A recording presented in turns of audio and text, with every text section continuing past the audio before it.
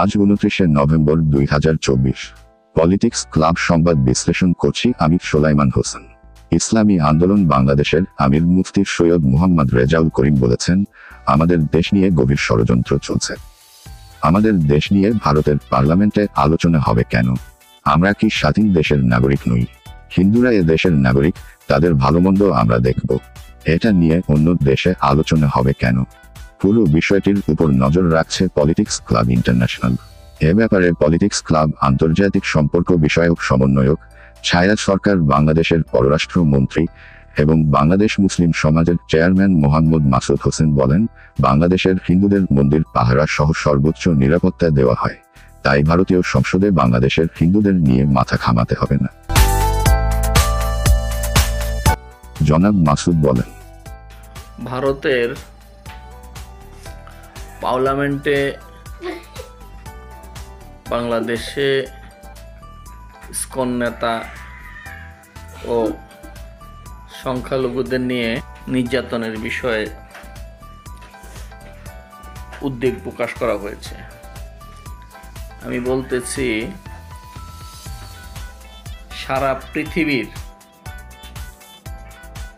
সমস্ত দেশের থেকে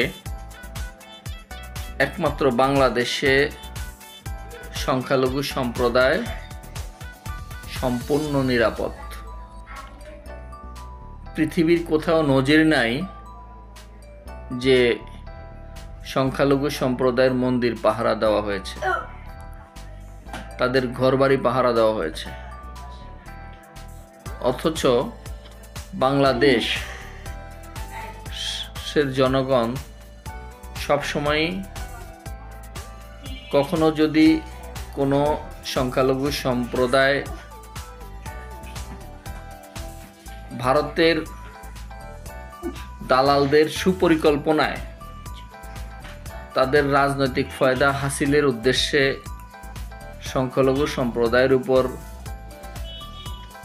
তারা পরিকল্পিত হামলা করে, সেই জন্যে সাধারণ জনগণ সংখ্যালঘু সম্প্রদায়ের মন্দির উপাসনালয়গুলো পাহারা দেয়, তাদের ঘরবাড়িগুলো পাহারা দিয়েছে। অথচ ভারত তাদের রাজনৈতিক উদ্দেশ্য হাসিল করার জন্যে তারা তাদের পার্লামেন্টে এই বিষয়টি উত্থাপন করেছে।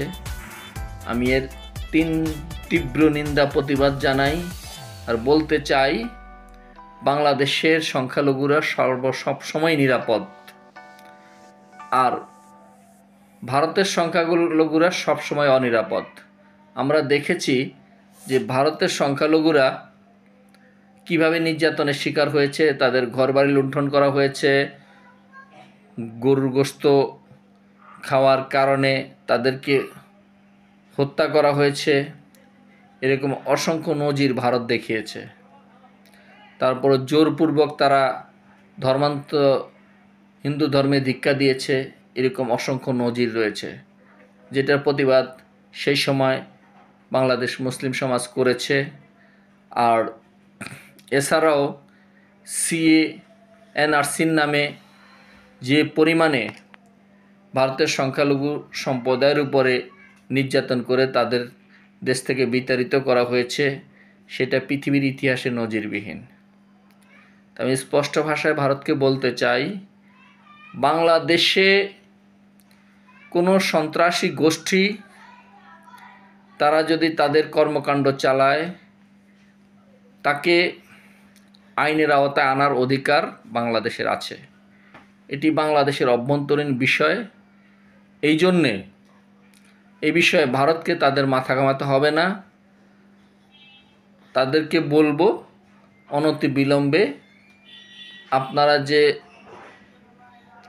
আপনাদের পার্লামেন্টে এই বিষয়ে আলোচনা করেছেন, এই জন্যে দ্রুত আপনারা ক্ষমা চান যে আপনাদের ভুল হয়েছে। এটি আমার বক্তব্য।